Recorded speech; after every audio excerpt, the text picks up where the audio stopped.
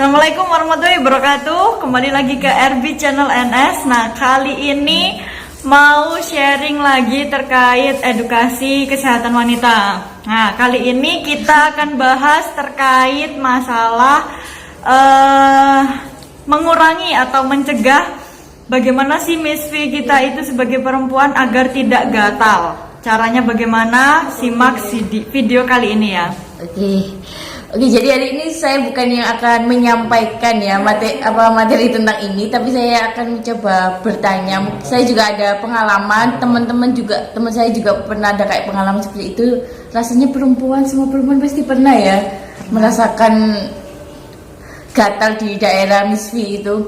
Oke, sebelumnya biasanya itu ya Mbak ya, kalau gatal itu biasanya karena apa sih Mbak? Yang paling sering atau yang umum lah?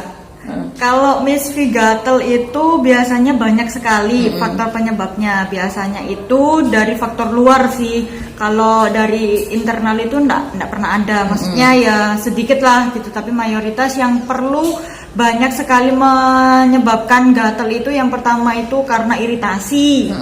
Iritasi baik itu penggunaan alat pelindung berhubungan kayak gitu.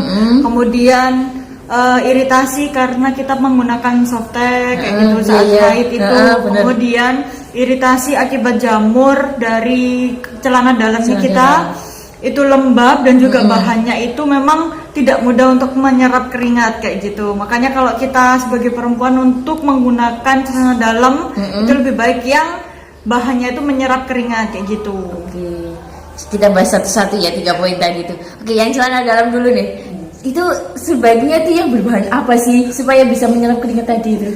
Kalau celana dalam itu lebih baik itu berbahan cotton. Jadi kalau polycotton itu memang nyaman digunakan, adem, dan juga lebih cepat mudah menyerap keringat kayak gitu loh.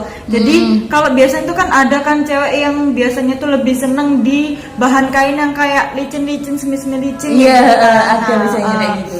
Itu menurut saya sih kurang bagus ya, karena dia itu kurang menyerap keringat. Terus juga memang nyaman digunakan, tapi lebih nyaman itu di polycotton kayak gitu. Oke, nah yang kedua ini yang saya juga pernah merasakan ya, tapi mungkin di daerah belakang sini sih kalau yang pakai apa itu pembalut. Kalau haid itu biasanya yang gatal itu daerah belakang. Nah itu biasanya karena apa ya faktornya tuh? Biasanya kalau dari pembalut itu bahan dari pembalutnya. Memang bergantung pada merek ya, merek-merek banyak kan kayak gitu. Jadi merek-merek pembalut wanita itu memang kadang bahannya itu kan ada yang dari kapas kayak gitu. Nah kapas itu sendiri juga kita nggak tahu dia itu dari bahannya itu udah disaring atau gimana, sehingga ketika dia dikasih cairan atau ada darah yang di situ gitu, otomatis lembab kan kayak gitu. Di situ kan daerahnya lembab terus selama berjam-jam lah seperti itu.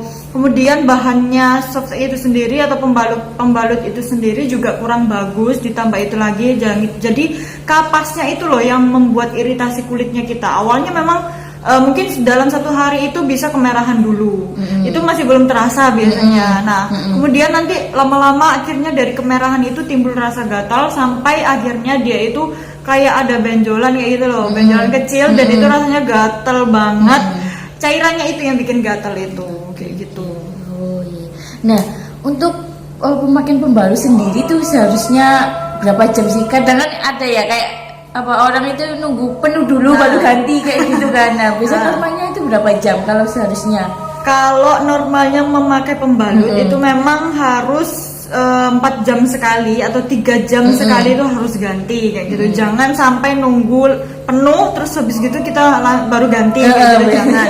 Karena ya itu tadi itu yang dapat memicu Miss V kita itu gatal kayak gitu. Dan juga kalau misalnya kita terus-terusan kayak gitu ya, itu juga bisa memancing kayak menumpuknya bakteri-bakteri yang dari lembab itu tadi untuk memicu sel-sel penumbuh kanker kayak gitu. Bahaya juga ya. Oke. Nah itu yang tadi yang terakhir itu pengaman tadi ya. Pasti Ya. tadi yang pertama tapi saya tanyakan Pelindung, yang terakhir ya, pelindung. Itu pengaman pada saat berhubungan ya. Nah, itu kok bisa sih? Bisa karena dia tuh bahannya kayak plastik silikon, plastik silikon yang mana kita tahu semua produk yang memang dia itu bukan murni dari tubuh kita, alias benda asing lah ya. Pasti kita nggak tahu bahan dasarnya itu yang bagaimana, apakah dia itu cocok sama tubuh kita atau enggak kayak gitu. Nah itulah yang membuat kita itu iritasi pagi kayak gitu. Apalagi kan kalau misalnya pengaman kayak pelindung kayak gitu kan bentuknya tuh plastik dan dia tuh kayak plastik tapi silikon yang molor gitu kan ya. Dan dia tuh kayak ada pelumasnya kan. Pelumasnya itu kan ada minyaknya. Nah, minyaknya itu kayak apa ya? Itu sih minyak itu yang kadang itu membuat misfi kita itu nggak cocok kayak gitu. Oke. Nah, ini saya mau tanya juga ya. Saya jadi ingat itu ada temen saya itu pernah ada kayak gatal di daerah misfinya juga. Nah, waktu itu kebetulan kayak kita tuh lagi, maksudnya sedang kumpul gitu loh. Akhirnya terus dia itu kayak minta kayu putih, kayu putih, minta katanya di ini dikasih ke situ, ditotol-totolkan lah. Ya itu saya juga posisinya nggak tahu ya itu daerah gatal tuh di daerah mananya, tapi dia bilangnya itu di situ. Nah itu kayak aman nggak sih gitu loh. Untuk kalian sore ini baru dengar ya, baru pertama kali aku dengar, jadi kayak ngerasa aneh sih gitu. Kok bisa? Tapi kalau bisa, saran saya memang minyak kayu putih kan bahannya juga dari bahan alam kayak gitu kan. Tapi secara tidak mungkin, nggak mungkin kalau dia itu nggak ada bahan aktif yang lain kayak gitu. Nah jadi sebaiknya jangan sih gitu. Kalau misalnya dia gatal ya nggak usah digaruk, nggak usah diapakan. Cukup kita itu memberikan kayak obat-obat salep kayak gitu, salep topikal ya. Gitu. Jadi kalau ada khusus ya. Ada khusus. Terus dengan cara kalau nggak mau pakai obat, kalau nggak mau pengen bahaya, biasa kita pakai direndam pakai air hangat kayak gitu. Jadi air hangat dikasih di wadah kayak gitu. Terus pas waktu itu kita bersihkan dulu kan, kita cebok dulu, terus kita rendam di situ. Jadi kita duduk di antara air hangat itu gitu. Jadi bisa merendamkan karena air hangat itu bisa mengurangi rasa gatal kayak gitu. Pokoknya jangan digaruk deh. Kalau rasa gatal tuh jangan digaruk, biarin aja kayak gitu. Oke. Tapi kalau misalkan tadi kalau misalnya pakai air hangat ya bisa nggak sih pakai handuk gitu? Bisa tisu atau air handuk yang nanti direndam dulu, terus nanti ditempelkan atau dikompreskan di yang gatal itu tadi gitu. Oke. Kalau misalkan kayak apa ya, kayak yang sering dijual di toko-toko itu apa namanya? Apa tuh? Yang kayak untuk miswi-miswi itu loh. Oh, kayak apa namanya, betadine kayak gitu, terus sari ayu gitu ya. Nah itu sendiri ada nggak sih, maksudnya dia bisa nggak untuk kayak misalnya kalau sedang gatal dia pakai itu gitu, bisa nggak sih?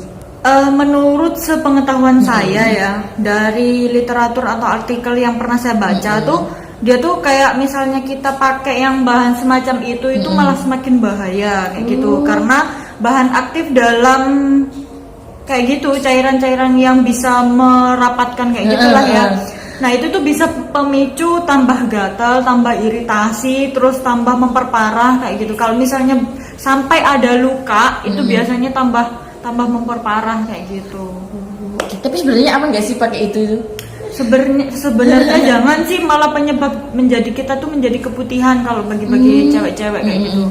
Kan keputihan biasanya memang wajar kayak gitu ya. Biasanya dialami sebelum haid dan juga sesudah haid kayak gitu. Dan keputihan yang tidak wajar itu cairannya kan baunya rada nggak enak banget dan cairannya tuh kuning kental kayak gitu. Nah, jangan sampai kita semua itu mengalami hal tersebut kayak gitu. Karena kita menggunakan cebok atau membersihkan alat vital V itu memang kadang ada yang menggunakan pakai cairan yang kayak gitu ya. Nah, itu nggak bagus sih menurut saya, karena ya itu tadi memicu keputihan kalau bagi kita yang nggak cocok. Ini ada pertanyaan ya saya itu. Oke. Kalau untuk kayak mencegah bau di area V ini ada caranya nggak? Ada kita menggunakan apa gitu? Oke, ada. Sepengalaman saya itu memang mencegah adanya bau itu bisa kita itu sering-sering membersihkan. Sering-sering membersihkan pada saat kayak setelah kencing atau setelah apa.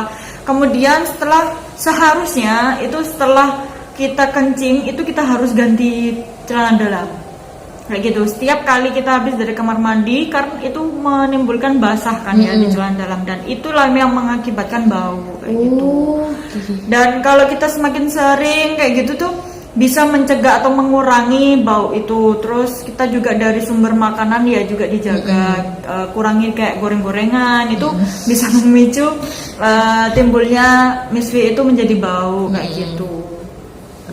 Terus ini sih kalau menurut saya ya, menurut saya yang paling saya ajaib ya. Awalnya saya nggak percaya, kemudian setelah dicoba, ada percobaan kayak gitu tuh. Kan di daerah misfi itu kan ada tumbuh ini ya, ada rambutnya kayak gitu ya. Nah kemudian kalau misalnya rambutnya itu setiap selesai haid itu dipotong, itu juga akan mengurangi bau itu. Awalnya saya nggak percaya, setelah ada percobaan itu saya lihat dan saya memang beneran ya gitu, ternyata beneran kayak gitu. Ilmu baru ya ini.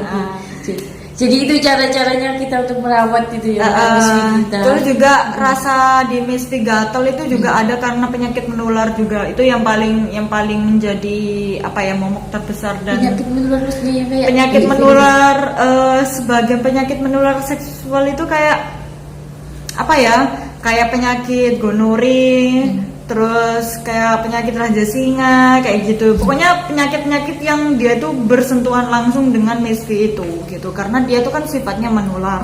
Apalagi rasa gatal itu kan ada cairannya tadi itu. Cairannya itu kalau misalnya kita garuk aja kan ada keluar cairan. Nah keluar cairan itu sudah gatal dan akan menular seperti itu.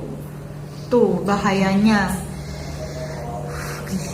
Kayaknya jadi wanita ribet. Beneran ribet sekali. Mungkin dari Mbak ini sendiri ada kesimpulan dari ini bisa disimpulkan gitu untuk menjaga misfi kita. Oke. Kalau kesimpulannya sebagai wanita tetap menjaga kebersihan, sering-seringlah kita itu ya saling membaca literatur untuk menjaga bagaimana sih misfi kita itu agar tetap sehat dan terhindar dari penyakit nomor 1 pembunuh wanita kayak gitu ya. Apalagi kalau penyakitnya itu udah kena kanker ya, baik itu kanker vagina atau kanker yang di payudara seperti itu. Kemudian tetap jaga kebersihan, atur pola makan yang bagus, sayur-sayuran, buah-buahan kayak gitu ya. Terus juga ketahui pasangan kita, kondisi pasangan kita itu kayak gimana, dia benar-benar sehat atau enggak. Terus dia tuh mengalami kayak penyakit menular seksual atau enggak kayak gitu. Nah itu kan juga sebagai pengendali atau pelindung diri kita kayak gitu. Terus kuranginlah penggunaan kayak alat pengaman tadi itu kayak gitu. Jadi dikurangin aja kayak gitu. Ini ada tambahan ya, tadi Mbak Rinis bilangnya kayak ada kita harus tahu pasangan kita gitu. Kalau di sebelum pernikahan itu biasanya kan ada kayak suntik apa itu namanya? Suntik tete. Nah itu sebenarnya wajib nggak sih kalau wajib sekarang itu ada peraturan pemerintah baru. Jadi sebelum kita menikah itu harus ada suntik vaksin TT. Jadi itu untuk menjaga imunitas kita sebagai pasangan. Apakah kita itu kebal imunnya setelah menikah atau setelah berhubungan kayak gitu. Terus ada juga tes HIV, vaksin HIV, kemudian ada tes-tes yang lain gitu. Soalnya di beberapa kasus tuh kan ada ya teman-teman yang mau nikah itu katanya nggak pakai, maksudnya nggak usah gitu sih, nggak usah. Karena itu sih biasanya lebih ke kepercayaan sih. Kalau aturan pemerintah enggak. Kalau aturan pemerintah itu bahkan mewajibkan kayak gitu. Biasanya kalau nggak pakai atau nggak melakukannya seperti itu, biasanya lebih ke trust, kayak kepercayaan gitu loh. Mau pakai apa enggak kayak gitu. Tapi seharusnya wajib ya. Wajib karena kita sebagai pasangan kan nggak tahu ya, kita sebagai wanita harus menjaga diri kita, terus dia pasangan kita juga harus menjaga dirinya sendiri. Biar sama-sama tahu juga ya. Gitu, biar juga kamu itu sehat apa enggak sih kayak gitu. Biar nanti itu juga tidak saling menyalahkan di belakangnya kayak gitu. Yaudah, mungkin itu aja dulu ya. Oke, siap. Mungkin nanti ada edukasi yang lain. Terima kasih Mbak Rinis untuk ilmunya, ini ilmu baru lagi loh. Sama-sama. Oke, terima kasih buat kalian yang sudah nonton. Jangan lupa like, share, dan komen serta subscribe ya channel yang ada tayangannya berikut ini. Oke, sip. Makasih ya. Assalamualaikum warahmatullahi wabarakatuh. Bye.